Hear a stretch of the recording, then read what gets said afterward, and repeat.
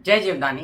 कमाना खाना से मैं कामिनी खन्ना आप सभी समझदार दर्शकों के साथ एक बार फिर एक विशेष चर्चा लेकर हाजिर हूँ। और आज जिस चीज़ की हम बात कर रहे हैं वो आपका जीवन है। जी हाँ, जल ही जीवन है। हम जल की बात कर रहे हैं। जो संसार में कहते हैं ब्रह्मांड में 70% जल की मात्रा है। जिस तरह यत पिंडे तत् ब्रह्मांडे, उसी प्रकार 70% आपके शरीर में भी जल की मात्रा अगर मेंटेन रहती है तो आपकी तबीयत अच्छी रहती है। और अगर जल की मात्रा आपके शरीर में कम होती है तो आप डिहाइड्रेट हो जाते हैं और कई प्रकार के रोग आपको ग्रस्त लेते हैं। तो चलिए हम जल की चर्चा यहाँ पर शुरू करने से पहले आप सबसे निवेदन करते हैं कि सब्सक्राइब कीजिए हमारा ये चैनल YouTube/कमाना खाना। जब आप सब्सक्राइब करेंगे तो पॉपअप होकर बेल बटन आएगा और उससे क्लिक करते ही मेरे चैनल की सभी जानकारियां आप तक सबसे पहले पहुंचती रहेंगी। अब पानी एक ऐसी चीज है जो पैदा होने से लेकर मृत्यु तक आपका साथ निभाता है। पानी पंच तत्वों में से भी एक है। अग्नि, जल, धरती, वायु, आकाश, इनमें से जो जल है वो बहुत ही महत्वपूर्ण रोल रखता है। आपने देखा होगा जिन जिन प्रदेशों में जल नहीं होता, जहाँ पर पानी नहीं होता, सूखा पड़ जाता है, वहाँ धरती का क्या हाल हो जाता है। जिस प्रकार से धरती सूख जाती है उसी प्रकार से आपका शरीर भी सूख जाता है। अब जल चिकित्सा की बात मैं फिर किसी वीडियो में करूंगी आपके साथ। अभी फिलहाल मैं जल से ना होने से और जल आपके पास होने से क्या क्या असर होता है, मतलब शरीर के अंदर आपके अंदर जल है पर्याप्त मात्रा में तो कैसे वो आंसू बन के बाहर निकलता है। कभी खून तो नहीं आते, आंसू ही आता है। आपकी एक्सक्रीटा बन के बाहर आता है, आपके पेशाब के जरिए बाहर आता है, आपकी लार के जरिए बाहर आता है, आप अलग अलग प्रकार से पसीना बन के बाहर आता है। तो ये जल आप देख सकते हैं आंखों से आपके शरीर से निकलता हुआ। और यही जल आपको मेंटेन करके रखना होता है। ये जल मतलब कि पानी जब आप कम पीते हैं तो आप कष्ट में आ जाते हैं। अब इतनी सारी बातें थी पानी के विषय में कि मैं लिख कर लेकर आई हूँ यहाँ और आपको समझाने के लिए कि पानी कितना ज़्यादा आपके जीवन में काम करता है। कई सारे ऐसे भी रोग होते हैं जिसमें पानी ज़्यादा हो जाता है आपके शरीर में, जैसे कहते हैं वाटर रिटेंशन होना, पेट में पानी भर जाना, और अपना फेफड़ों में पानी भर जाना, प्लूरूसी हो जाना, ब्रेन में पानी हो जाना। तो ये सब खतरनाक किस्म के पानी भरने की बीमारियां हैं। लेकिन उस विषय में फिर कभी चर्चा करेंगे कि ऐसा क्यों होता है। फिलहाल हम चर्चा करते हैं कि जल आपके जीवन में कैसे काम कर रहा था, पानी आपके जीवन में कैसे काम कर रहा था।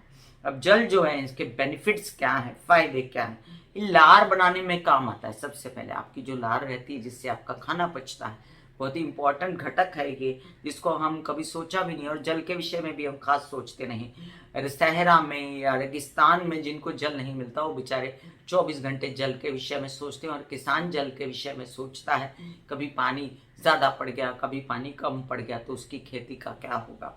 इसी तरह आपकी बॉडी है और आपकी बॉडी की खेती सही रहे, आपकी लार बनाने में जल का बहुत योगदान है। ये हमारे शरीर के तापमान को नियंत्रित रखता है।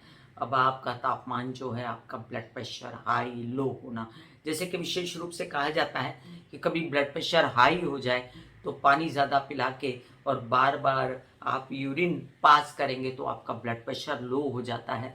या आपका लो ब्लड प्रेशर भी हो, आपको चक्कर आ रहे हो, तो भी लोग कहते हैं ना कि मुंह पे पानी पिलाओ, पानी मारो, इसको ठंडा पानी पिलाओ।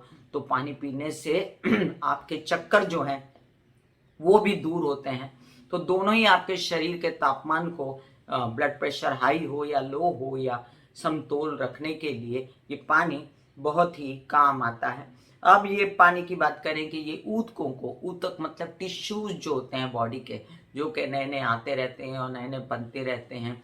ये टिश्यूज पानी को, आपकी त्वचा को नम रखते हैं। आपकी त्वचा को नम रखते हैं तो आपकी त्वचा में जिंदगी रहती है, आप खिले खिले लगते हैं। पानी पीने से आपका शरीर में ऊर्जा लगती है और ये आपकी रीढ़ की हड्डी के लिए भी बहुत ज़रूरी है और जोड़ों की सुरक्षा के लिए भी। अब जिन लोगों को गाउट्स है, अर्थराइटिस है, स्पॉन्डिलाइटिस है, स्लिप डिस्क है, हड्डियों की बीमारी है, उनको पर्याप्त मात्रा में पानी पीना चाहिए। इतना भी नहीं पीना चाहिए कि पेट के एंजाइम्स बह जाएं।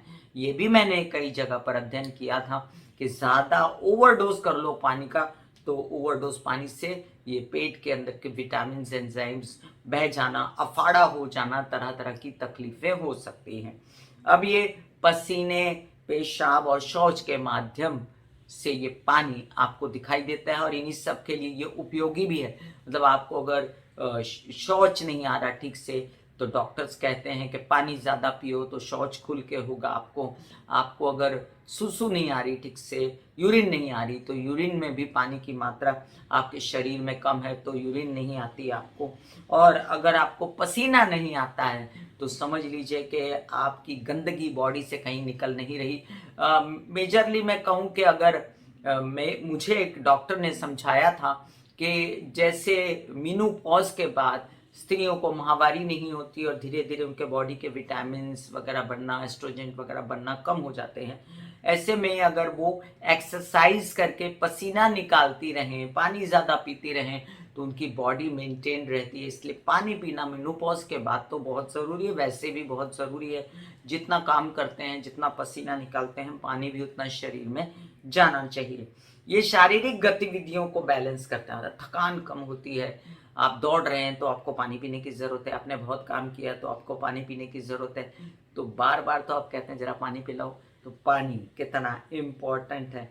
ये कब्ज़ को रोकने में मदद करता है। कई लोगों को मैंने देखा है कब्ज़ की शिकायत होती है और कब्ज़ जब होती है तो कई सारी दूसरी बीमारियां भी हो जाती हैं पेट के अंदर कब्ज़ होने से।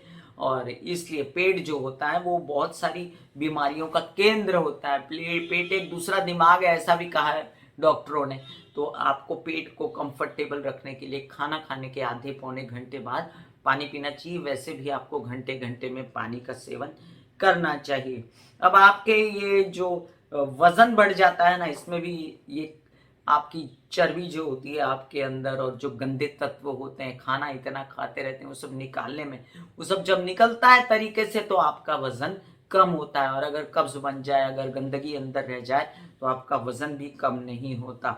तो वजन कम करने में ये बहुत मदद करता है। पानी H2O जिसे कहते हैं, ऑक्सीजन परिसंचरण में सुधार करता है। मतलब पानी पीने से आपके बॉडी में ऑक्सीजन एक तरह से अलग तरह से मेंटेन रहता है। सांस से तो मेंटेन रहता ही है, पर पानी से भी मेंटेन रहता है।